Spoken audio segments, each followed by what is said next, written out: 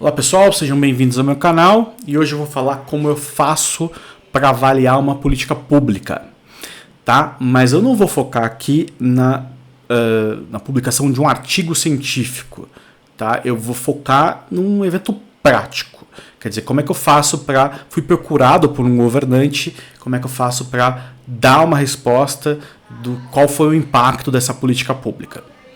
Olá, meu nome é Renan Pierre, seja bem-vindo ao meu canal. Se você é novo por aqui, já se inscreve, curta o vídeo, compartilhe o conteúdo. Tem bastante coisa no canal interessante para fazer esse projeto crescer.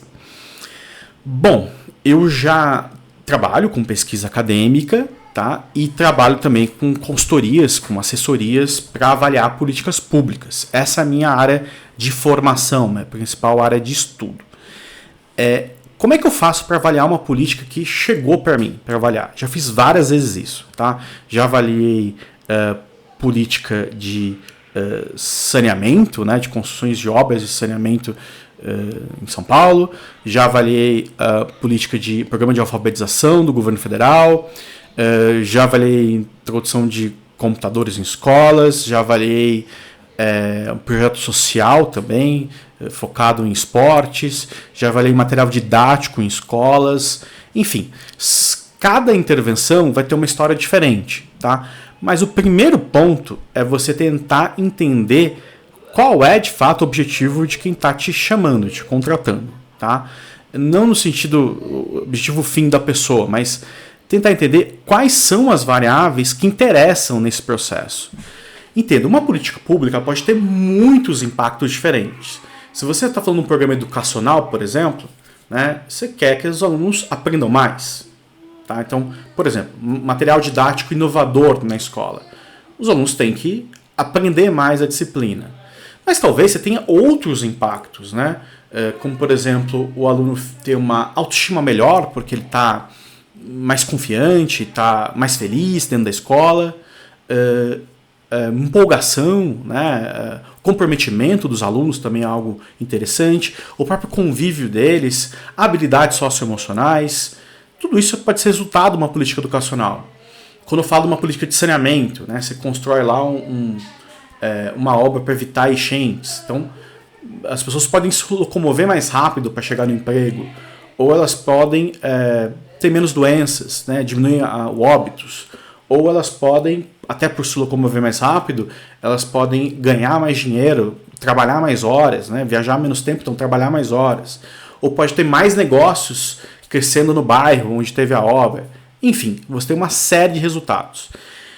É sempre difícil escolher quais são as variáveis que você vai utilizar como resultado, mas você vai se focar nas coisas que você consegue medir, tá? E que faz sentido você atrelar aquela intervenção que você está analisando. Tá? Então, quais são as informações que você disponibiliza?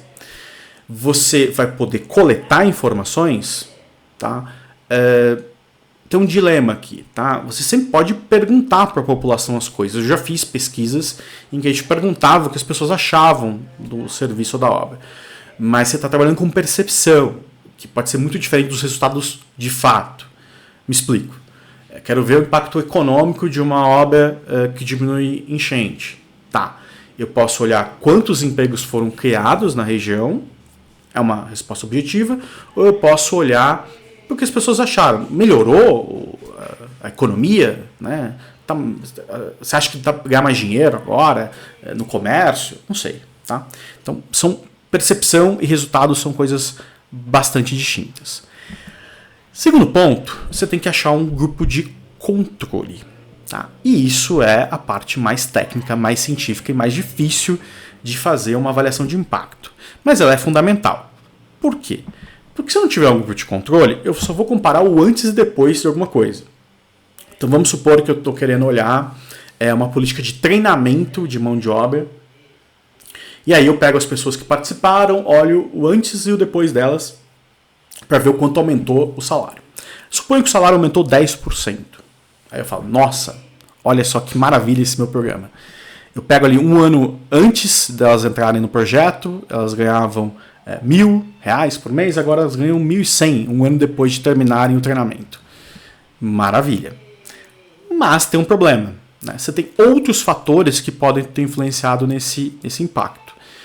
como, por exemplo, melhoria macroeconômica, quer dizer, todo mundo na cidade ou no país está ganhando 10% a mais. Né? Então, o efeito do programa provavelmente é zero nesse caso.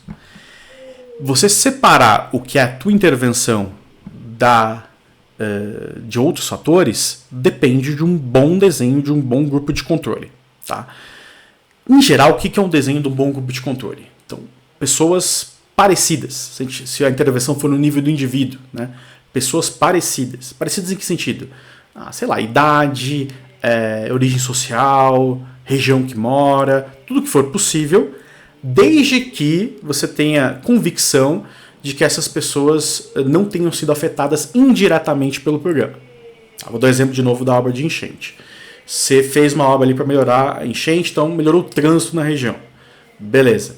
Só que tem um bairro que está afastado ali 10 quilômetros daquela região, não teve obra lá, só que por alguma razão a dinâmica de trânsito no bairro dependia de pessoas que vinham dessa região que tinha enchente. Né? Ou seja, a enchente pode ter um efeito que se espalha geograficamente por toda a cidade. Então, esse bairro talvez tenha sido afetado também. Tá? Como é que você lida com isso? Primeiro, se esforçando para achar gente parecida que você tenha convicção que não tenha sido afetada. Contar uma história aí. Segundo, você pode testar. Tá? Testar se antes da intervenção, se esses grupos eram diferentes ou não. Tá? Mesmo que eles forem diferentes, a gente tem metodologias econométricas para tentar limpar esse efeito da diferença, desde que a diferença se mantivesse constante ao longo do tempo, né?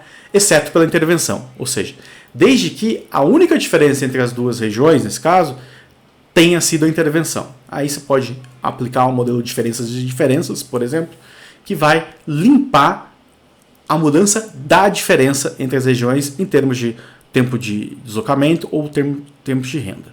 Tá? Então, construir um bom grupo de controle é fundamental para dar causalidade, né? Para dar confiança de que você está estimando o efeito do programa é de fato o efeito causal. Tá? E acho que toda a experiência do pesquisador vai nesse sentido. Se você tiver recursos e se você tiver uma boa construção de uma política pública, um conselho que eu dou é tentar fazer isso ex ante. A melhor avaliação que você vai ter de impacto é aquela que é desenhada antes da intervenção ser feita. Por quê? Primeiro que você pode coletar dados baseline, né? Você depende menos de dados secundários para conseguir obter informação. Nem sempre você tem boas bases de microdados secundários para conseguir comparar, para conseguir analisar. Segundo, a própria avaliação pode ajudar na intervenção.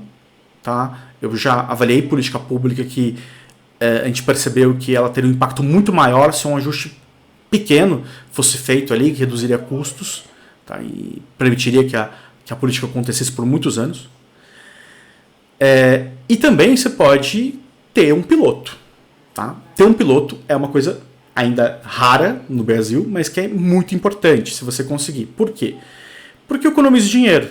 Né? Imagina, tem vários projetos que são feitos aqui no Brasil, várias políticas públicas, que os resultados não são esperados porque você errou no desenho da política pública, né? Porque as ideias, quando você estava lá na secretaria, né, pensando, elas às vezes não dão certo na prática, as pessoas agem de maneira diferente.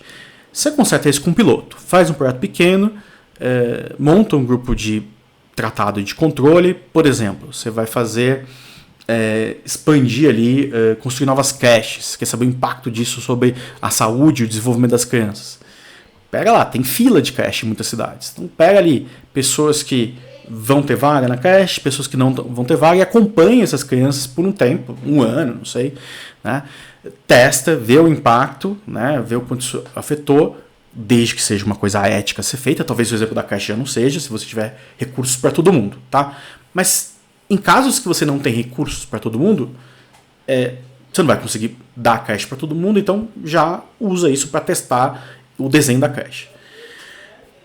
Acompanha e testa. Uma vez que você viu o que deu certo e o que não deu, você faz ajustes no projeto e aí você escala para todo mundo. Né? Pode ser um exemplo de um material didático novo, você testar, né? Ver se deu certo, expande. As empresas fazem isso direto no lançamento de produtos. Né? Você lança um produto, faz ali um teste qualitativo, ver lá o que as pessoas estão achando, beleza, mas é legal também fazer um teste quantitativo, aplicando para uma amostra um pouco maior de pessoas, mas tendo ali o tratamento e controle. Por que isso é legal? Porque se você tem um piloto, você pode, no limite, aleatorizar quem vai receber o tratamento, quem vai receber o impacto da política pública. Que significa fazer uma espécie de sorteio. Tá?